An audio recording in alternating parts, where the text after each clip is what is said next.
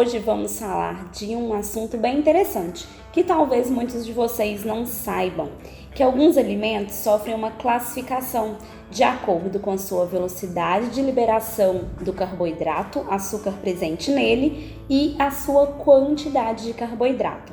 Bom, essa classificação é feita baseada no índice na carga glicêmica do pão, do pãozinho francês, pão de forma comum, onde ele apresenta o maior índice e carga glicêmica, o alimento que tem uma quantidade grande de carboidrato e que a sua liberação desse carboidrato na corrente sanguínea é feita rapidamente.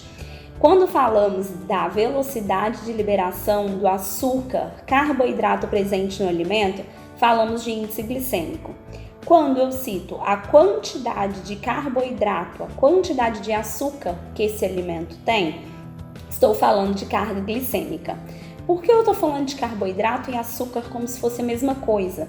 Porque a partir do momento que nós fazemos o processo de digestão, começamos a mastigar na boca, tem as papilas gustativas que vão liberar enzimas como a amilase, vão fazer a degradação desse carboidrato, vai passar para o nosso processo digestivo, chegando ao estômago, sofrendo o processo de digestão completa juntamente no intestino, onde vai acontecer a liberação de glicose, que é o açúcar presente no nosso sangue.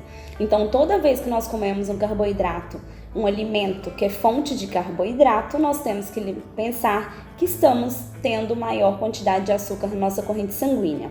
Bom, então existem alguns alimentos que eles podem ter alto índice glicêmico e média ou baixa carga glicêmica, pode ter alto índice e alta carga, pode ter baixo índice e baixa carga, e aí nós temos que saber diferenciar isso. Entretanto, o profissional nutricionista é o mais adequado para estar te orientando, uma vez que pode dar uma confusãozinha na cabeça mesmo.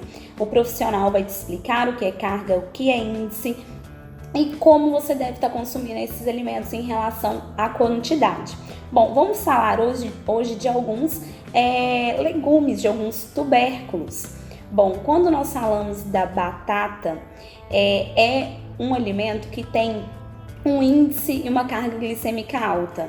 Entretanto, nós temos que nos atentar também ao modo de preparo desse alimento.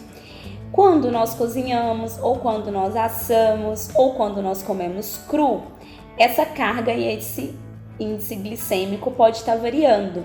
Na verdade, especialmente o índice glicêmico.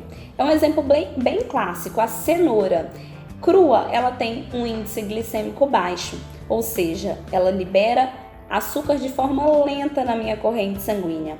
Entretanto, se eu a cozinho, eu perco algumas fibras no processo de cocção e eu abrando essas fibras também e abrando a minha forma de mastigar, tendo menos episódios de mastigação. Com isso, o índice glicêmico dela acaba subindo. Na berinjela, nós temos baixo índice e baixa carga. Então, quando nós estamos falando de alguém que quer um processo de emagrecimento ou de um diabético, é um alimento interessante que está sendo consumido, assim como a cebola, porque ela vai impactar pouco na nossa glicose sanguínea. Então, se atente ao índice, à carga glicêmica, para que você tenha um pouquinho de controle na hora de fazer as escolhas dos alimentos, uma vez que você visa o processo de emagrecimento ou precisa de um controle de carboidrato devido a alguma patologia.